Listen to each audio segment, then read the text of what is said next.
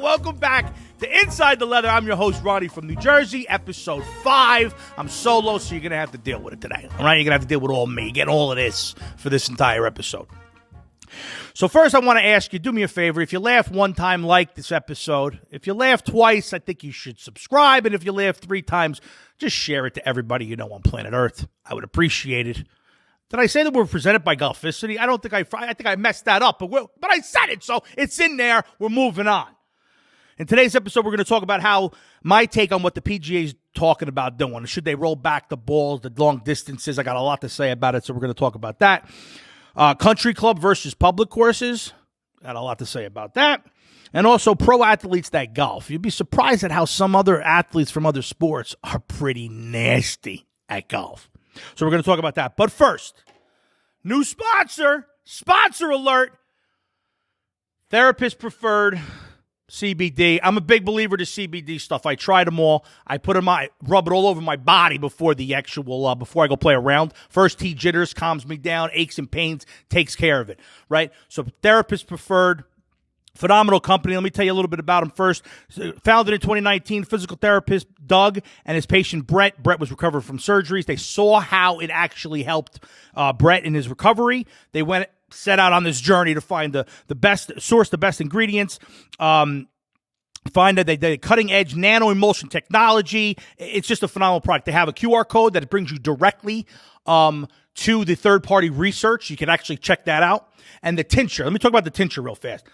It's the most popular way to get your CBD. You use the dropper, right? Your little dropper action. Drop it under your tongue, let it sit for 30 seconds, and you feel good. And you're bombing balls off the tee. So I'm really excited about them. We're going to be introducing all types of products in the next couple episodes. Real big fan, Therapist Preferred. Check them out. Website is therapistpreferred.com, and they're on social at THRPSTPREFERRED on Instagram, Facebook, Twitter, the whole 9. Follow them up, share them. Therapist Preferred. Welcome to the show. Welcome. All right, moving on. Now,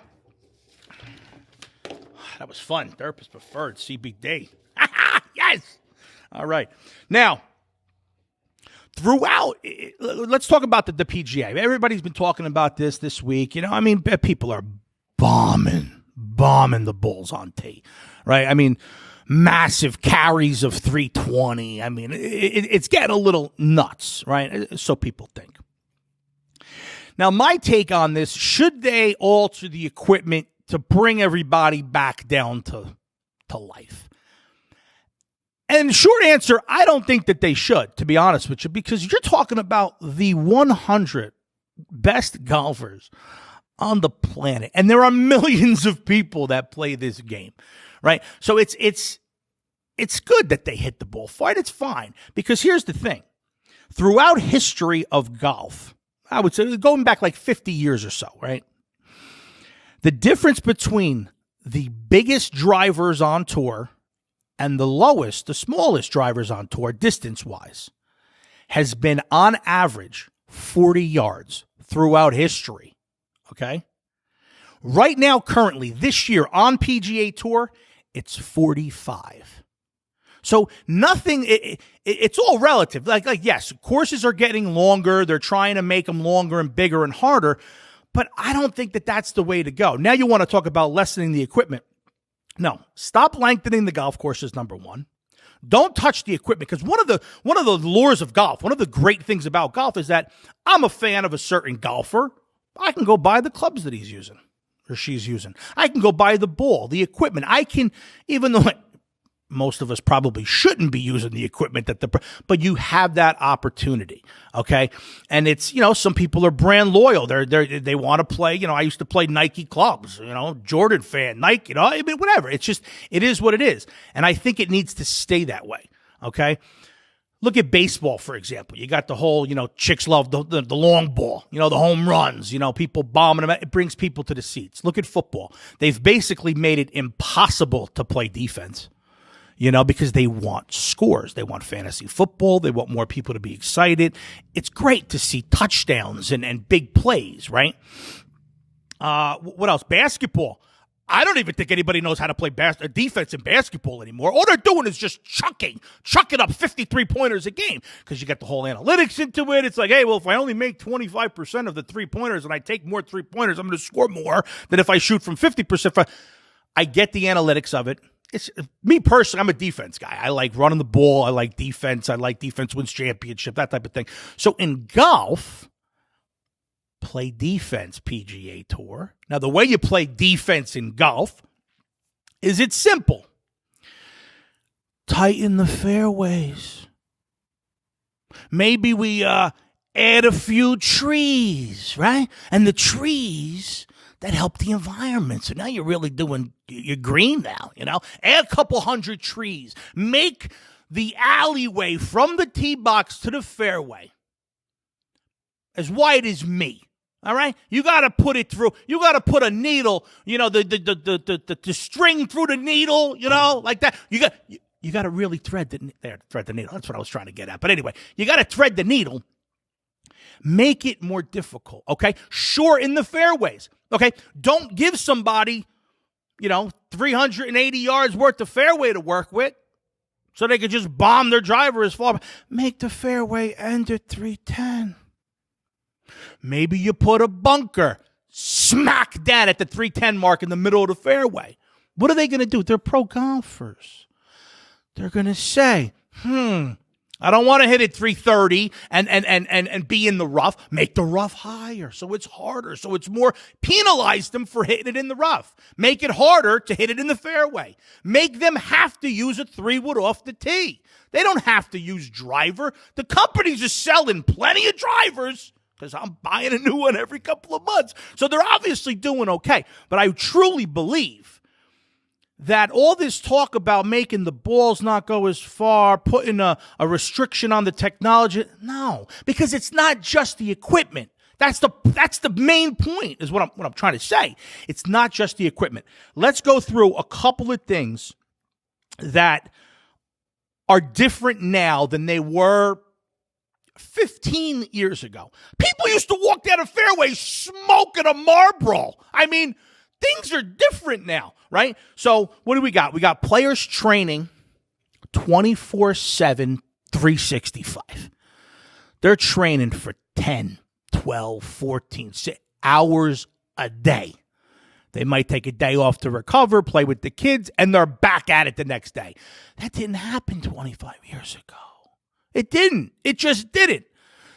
I mean, even further back than that, I mean, maybe most golf, you weren't making enough money to support your family by just playing golf, so you couldn't. Now, obviously, they're making more money so they can focus, but you train every single day. You're going to get better, right? And they really haven't gotten that much better. The distance of the drives have increased maybe a couple percentage points a year.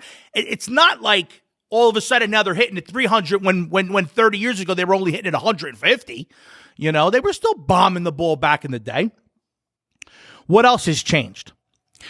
Well, every pro golfer now has a swing coach, a putting coach, a mental coach, a sports psychiatrist, a personal chef, a personal trainer, analytics coach, meditation coach, a strategy coach. They got a million coaches, so obviously they're going to be a little bit better, right? I mean, practice makes perfect, doesn't it?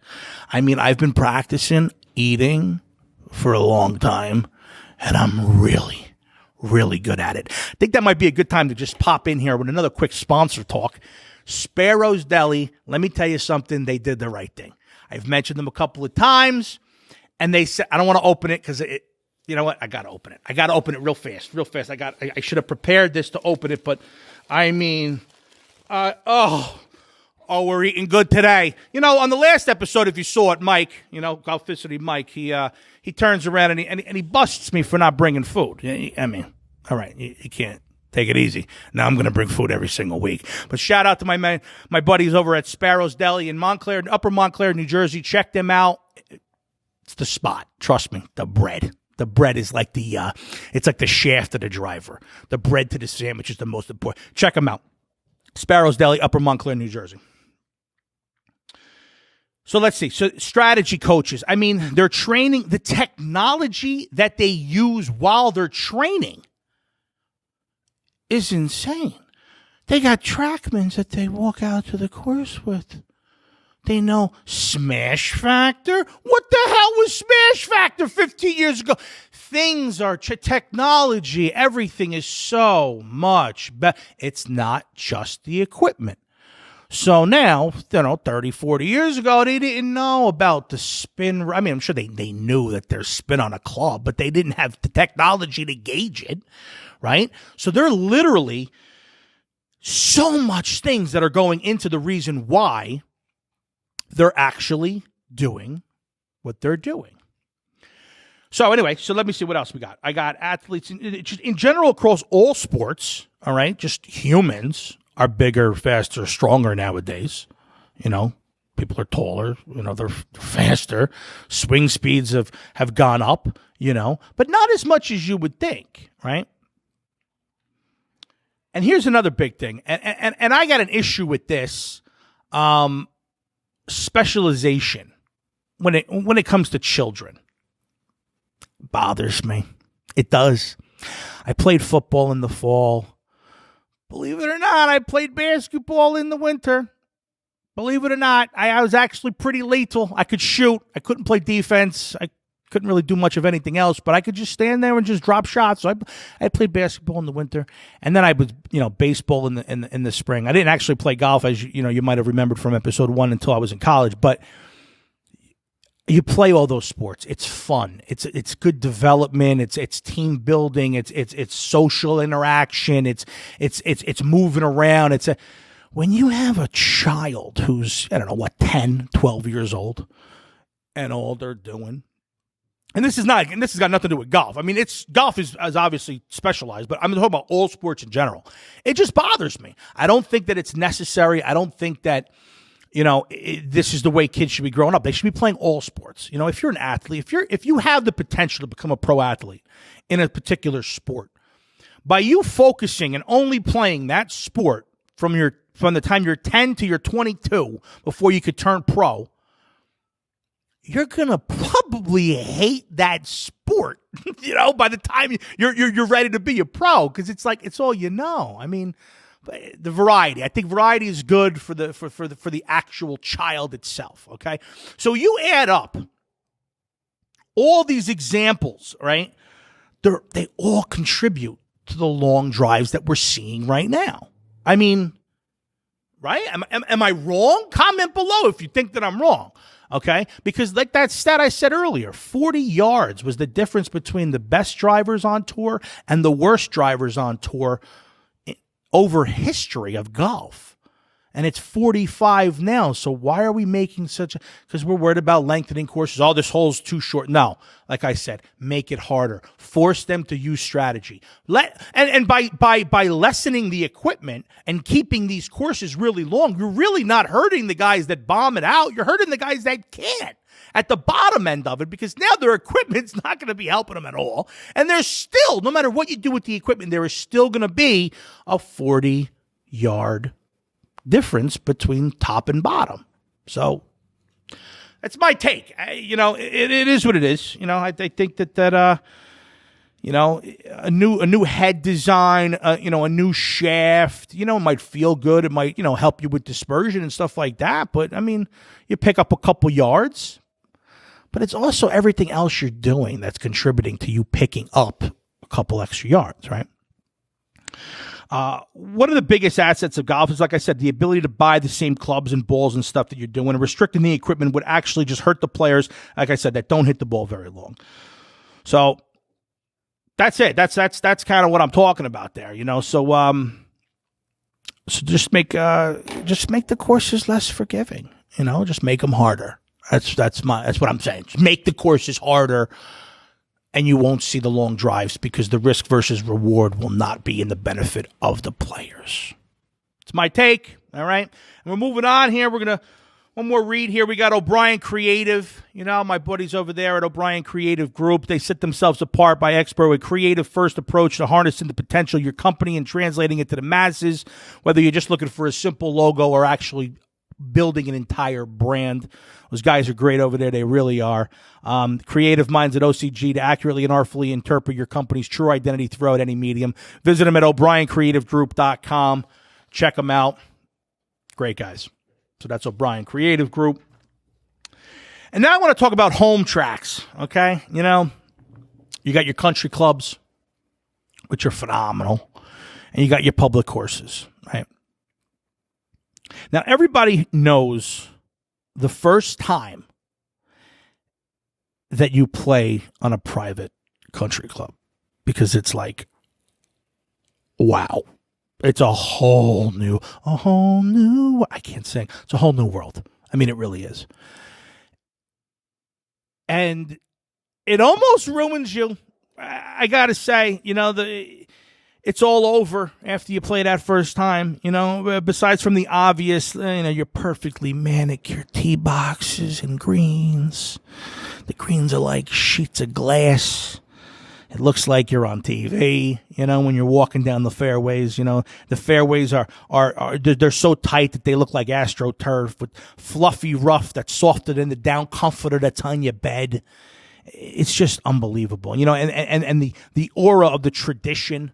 You know, you're nervous walking into the clubhouse because you're not sure if you're breaking any rules, like, you know, can't wear a hat inside and, you know, bring a pair of shoes to change into because you can't wear your spikes. Like normal things that, like, but if you're not a country club guy and you're not a member anywhere, you wouldn't notice. So that first time you get that nervous energy.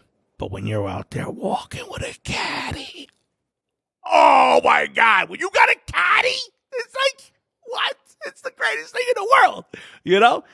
You're just walking. I still like the cart. For me, it's like, I mean, obviously I gotta drop a couple LBs, but I don't play good on the back nine when I walk. You know, football for 20-something years, my knees swell. Anyway, when it's my own problem, maybe I should rub some therapists preferred on my knees. Maybe when I walk, that's a thing I'm going to do. So, but just the experience. And when you're walking up 18 on a country club, it starts to set in.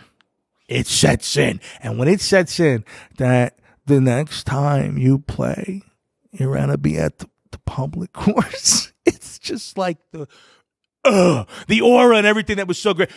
Like you come crashing down, right? And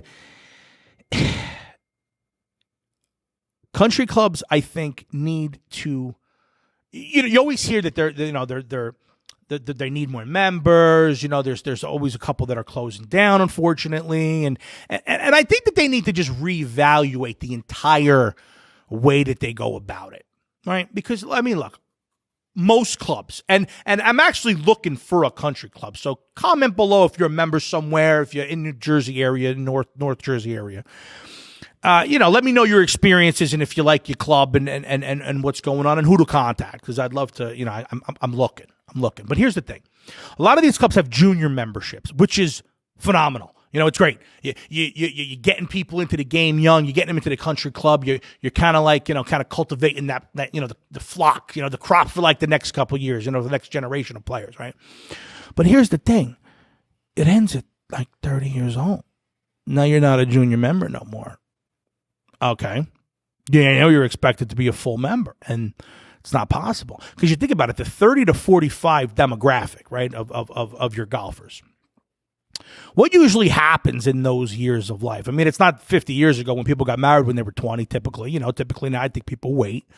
So around 30 to 45, in between that range, you're married. You have a mortgage. You have kids. And what does all that equal? It equals no golf on weekends. That's number one. And being justifying the country club memberships, unless you're like, just swimming in cash, remember DuckTales? Remember that guy who used to swim in the duck? Anyway, it's there needs to be another way. And it's funny because I was actually talking about this at Sparrows yesterday when I was eating lunch and picking up the food for today. Guy said that there actually is at his country club. I'm not going to name the country club, but he said that they do have something similar. So what I'm looking for is I guess it would be like an associate membership where I'm not getting hit with the full freight. Okay. I don't want full access. I don't want to let me play one Saturday a month, because that's pretty much all my wife's going to let me play anyway. I mean, let's be honest. I got 2 kids under the age of 4. Most weekends are dead right now, and even in the years to come, it's going to be who's taking who to practice, who's got dance, who's got cheer, who's got this, that. I mean, it's going to be a lot of. There's no way my wife's going to let me play for 5 hours on a Saturday, right? So one Saturday or Sunday a month. But let me play during the week, because I could take customers. I could do some stuff during the week. I could slip out real nice. The kids are in school, play around, and I still get the feel. Obviously, at a cheaper price, but I think that needs, and if that does exist, and it's just me not knowing that those things are out there at most courses, then they're doing a really bad job of promoting it or advertising it, or maybe that's by design. I don't know. I got to look into it a little bit more. So do me a favor, comment, interact with me a little bit. Let's get involved. Let me know what's going on. I'll try your course. Maybe we could do. If your course wants a little advertisement, maybe we come and shoot and take care of your course. I mean, maybe we'll whatever. We'll see. So there's that, and it's. Let me see here. So I guess basically what I'm looking for is, like I said, a little short thing. So I actually have a story that I've contemplated telling this story on the show, because it kind of makes me look a little, say douchey, Can I say that? I guess I can say whatever I want. It's my podcast, but a little douchey.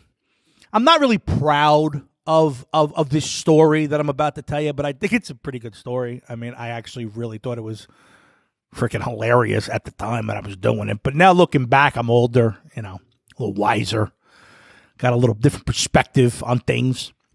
So here's what I did. When I was out in LA, I was sick of playing the public courses because, and they're nice. LA's actually has a decent amount of really, really, really good courses. The problem is they're just slam packed. You're never getting on.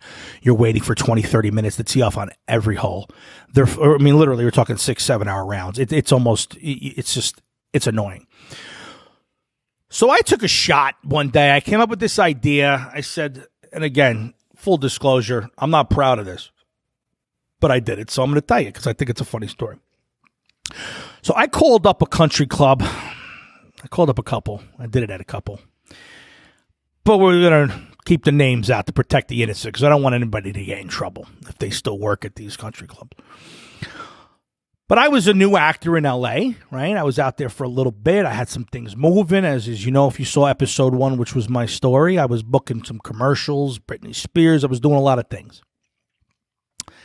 And I kind of thought who I was. I said, you know what? Things are going good. If they keep going like this, I'm going to be able to become a member at a country club. But what I did was I kind of a little preemptively, douche move. But here it is. I called up a country club, got on the phone with somebody in, client relations or whatever, and said, listen, I'd like to come check out your course. Oh, really? Okay, where you from? Tell me a little bit about yourself. Well, here's the thing. I'm Ronnie from New Jersey. And I just signed a deal with a major network. I can't, contracts not allowing me to tell you what network it is, but it's major, right? And she says to me, wow, we'll call her Pam for the sake of the story. Okay, so Pam says to me, she goes, wow, that's great. Like, what are you doing with the network, right? And I said, Pam, I just got my show picked up. It's a big show. It's going to be huge, right? It's going to be enormous. I'm the star of the show. And in the negotiation, I actually had my buddy with me, Joey Russo. Look him up on IMDb. My man's been in a million things. We're going to have him on the show real soon. My roommate, Joey Russo, great kid. Actually went to Seton Hall Prep. Good kid, my man. So Joey and I, so we call. So I'm talking to Pam, right? So Pam says to me, she says, oh, can you give me any? I said, listen, in my contract, I negotiate. I'm a huge golfer. I said, in my contract, I negotiated that it comes with a membership at a country club in the LA area of my choosing. She says, that's phenomenal. How did you get that in there? I said, well, it's my show. It's my show. Right? So she's okay. So she's buying it. She's buying it. So I feel like I got her, right? So she turns around and she says to me, she says, well, Ronnie, I'd love to meet you. Why don't you, come to the club and check it out? And, maybe if it's open, we could get you out for a round and you could check out the course. I said, wait, you could do that? Like, you could let me. It's like test driving a car. Obviously, you're not paying hundreds of thousands of dollars to become a member somewhere if you have no idea. I'm buying it blind, right? So she said, yeah, come on, you can prospect, check out the course, see the clubhouse, maybe meet a few people, see how you like the feel, the vibe, and then we go from there. So, okay, so I show up. Now I'm all decked out now. I went out, bought a whole new outfit, right? I got everything fitting right, and I was a little sveltier back then. I was feeling real good. Things I didn't have to beg people to send me 3X stuff. By the way, it was a different time in my life. So we're out there, and we show up, and we get a tour of the place. Phenomenal. Oh my God.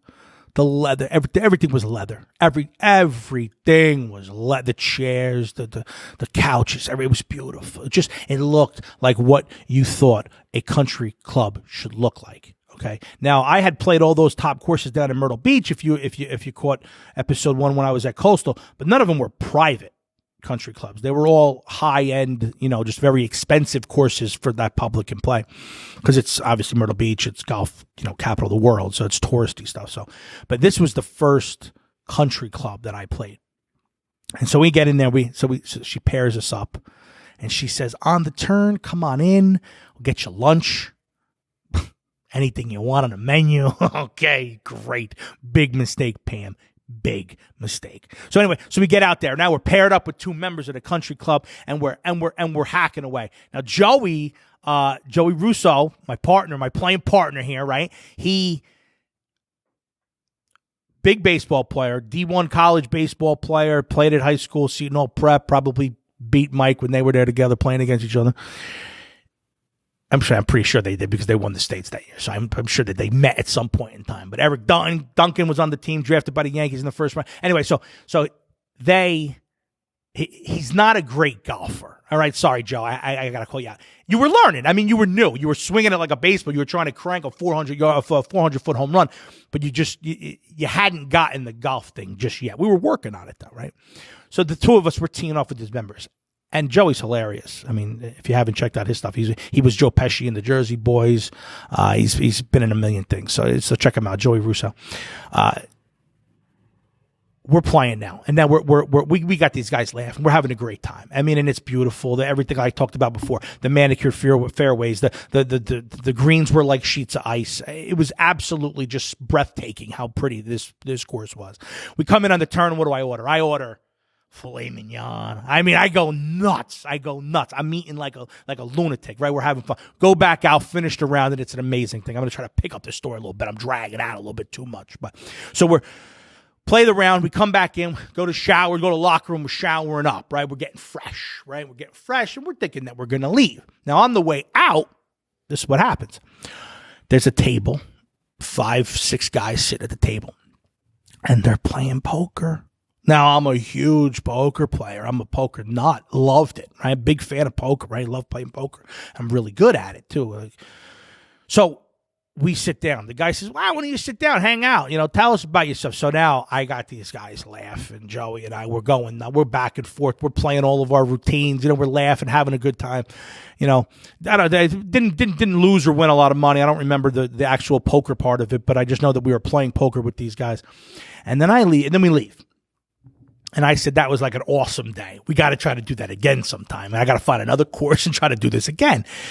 I get a phone call like 4 days later from Pam. Hey, Ronnie, it's Pam over at blank, blank, blank country club. Pam, how you doing? Now I'm like, I got caught. Like I'm in trouble. Something's that. No, quite the opposite. The guys that we played with loved us, went to her and said, they need to be members here. They're hilarious. They're great guys. Awesome. The guys we play, and then she said she heard it from everybody that we were playing cards with in the locker room. They all wanted me. They wanted to know when we were coming back to the country club, when we were signing up, and the whole night. I played this country club all summer long. All summer. It was like I was a member at an exclusive country club in California, in Los Angeles area. TMZ, the 10 mile zone, like, somewhere within there. And it was the greatest. It ruined me, though. It ruined me. And now I'm like, I'm looking back. I'm like, that little douchey move. It's a douchey move. The poor members are paying, and I'm over here. It's kind of like a scam.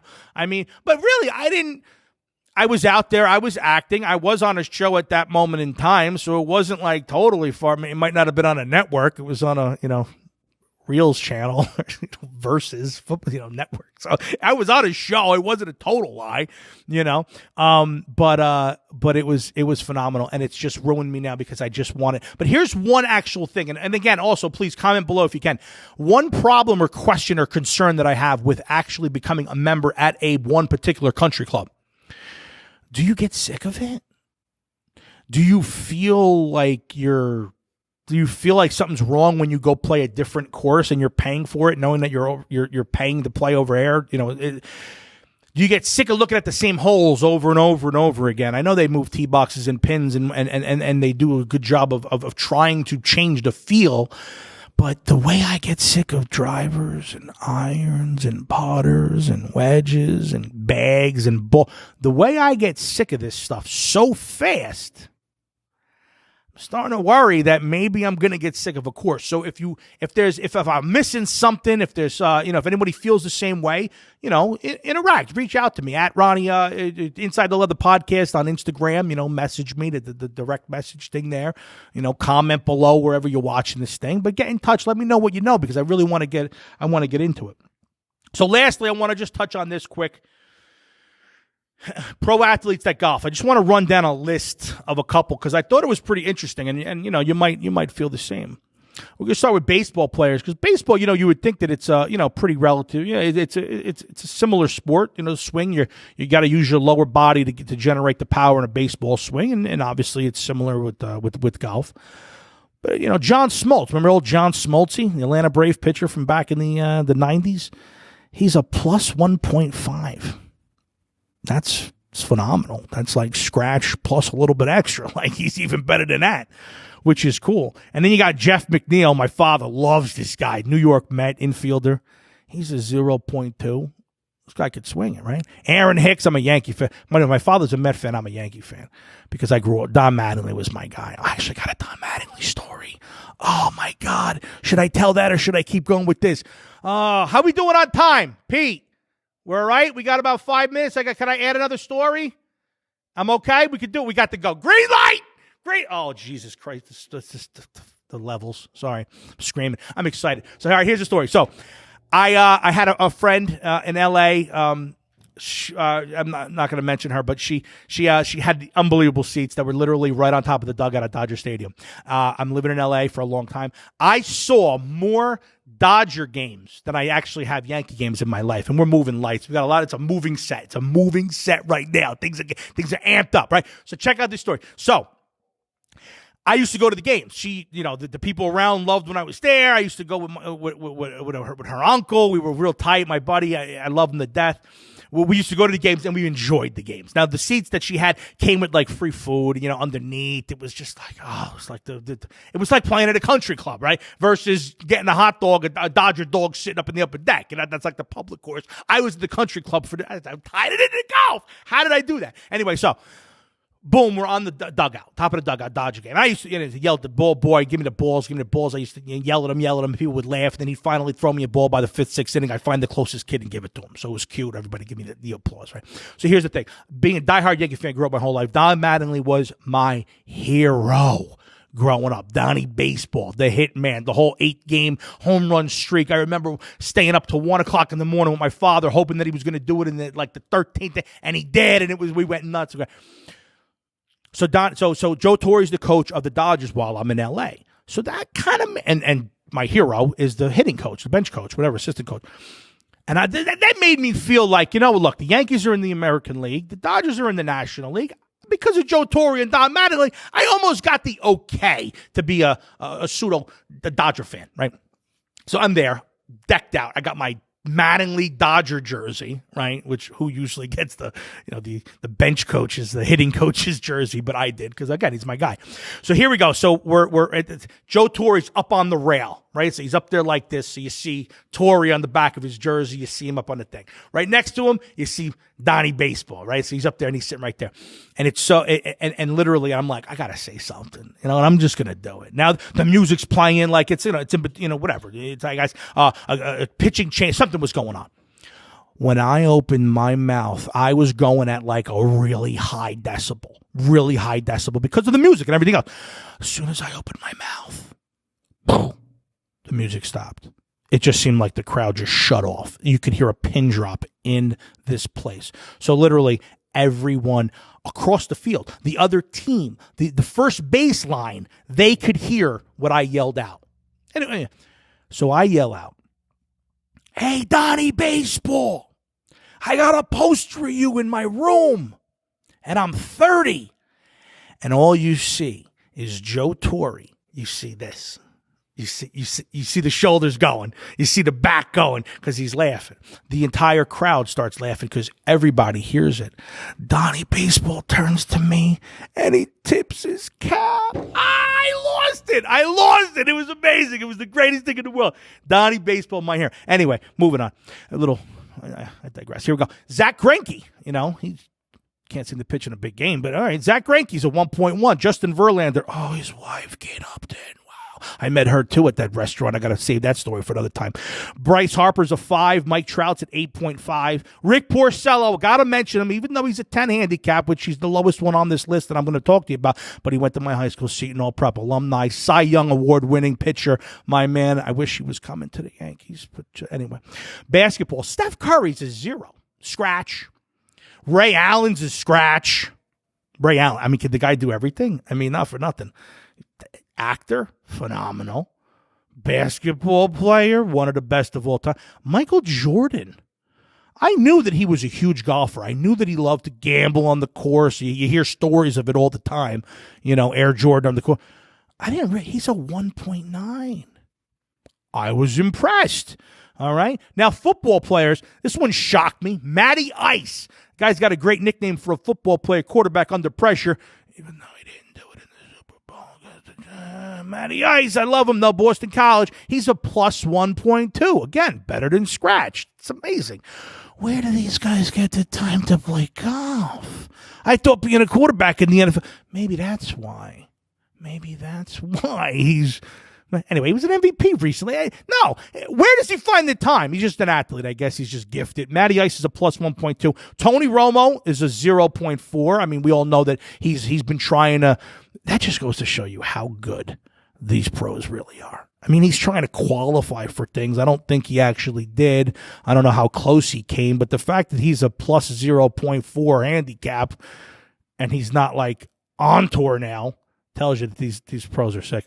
Kyle Williams, this one shocked me, and I would probably say 95% of you probably don't know who Kyle Williams is. I do, because he played the position I played growing up. He's a 6'1", 320-pound defensive tackle from the Buffalo Bills. He's a 0. He's a straight 0. Scratch. I can't only imagine the sound the driver makes when this guy hits the ball. Jerry Rice is a 0.3. Big Ben is a 2.3. That shocked me. Dan Marino, old Dan, isotoner gloves. Dan Marino, New York Jets, way to screw up my entire childhood by taking Ken O'Brien and not Dan Marino. I really appreciate that. Thank you for ruining everything. Dan Marino's a 3. Peyton Manning, you're another one. Way to go back for your senior year at Tennessee, because you really needed another year. You really weren't ready. You've been ready to play in the pros since you were 12. Your father's fucking Archie. Why did you need to? You weren't winning a national championship at Tennessee. Those disgusting, hideous uniforms and the stupid checkerboard. I'm sorry. I'm sure Tennessee people are going to be upset with me, but I'm mad at Peyton. And I actually have a story about Peyton Manning. He came to my bar. He's a cheap bat. We're going to talk. I'm saving that one. That's a good one. Myrtle Beach story. I can't believe I left that one out of my. Anyway, Peyton Manning, 3.5 handicap. Aaron Rodgers, 4.3. He's all over social media crushing balls right now because he couldn't get it done against the San Francisco 49ers. Larry Fitz is a 5.7. Johnny Football. Johnny Manziel. He's a 6. Hockey players, there are 22. I don't want to name them because honestly, to be honest with you, I didn't know any of the names. I'm a Devil fan, but I don't really follow hockey that much ever since the Devils. Anyway, 22 players are below a 4 handicap in the NHL, which makes sense because the motion of hitting a puck kind of like, I guess it's similar to hitting. Anyway. So that's it. So AIM Health, my guys over at AIM Health, Dr. David Perna, check them out, drdavidperna.com. AIM Health, the spine regeneration, they do the whole thing over there in Livingston, New Jersey. Check them out. And as always, Part 5 is actually brought to you by, like you said, by AIM. We're not doing a Part 5 today because real fast, I'm by myself and I've already answered my Part 5. So what I'm going to do instead is I'm going to give you a little bonus. On last week's episode of Twig, which I know you guys follow the Golficity guys because they're amazing, right? Twig is a phenomenal new show that they're doing. And keep a lookout because you might see somebody on Twig soon. I'm just saying. I might make an appearance. You might see the kid on Twig. The guys picked out their dream pro-am pairing. For Frank, it was Bill Murray. Awesome pick. And for Mike, it was Dwayne "The Rock" Johnson. I would like to stand next to Dwayne "Rock" Johnson because, I'm going to look actually like thin. Not that he's fat, but he's just a mountain of a man, right? So I thought those were great. So what I did, I took it a little bit, I went back old school. You know how everybody says, you're on a golf course for 5 hours, you kind of run out of things to talk about. You ask about what's your lifetime, best foursome. Right? So I'm going to throw out there what mine was. So at first, right off the bat, I'm saying me, Rodney Dangerfield, we're in the cart together. And then it's Arnold Palmer because I loved him. He was my favorite golfer. I just the way he was, everything about him. Arnold Palmer was my guy.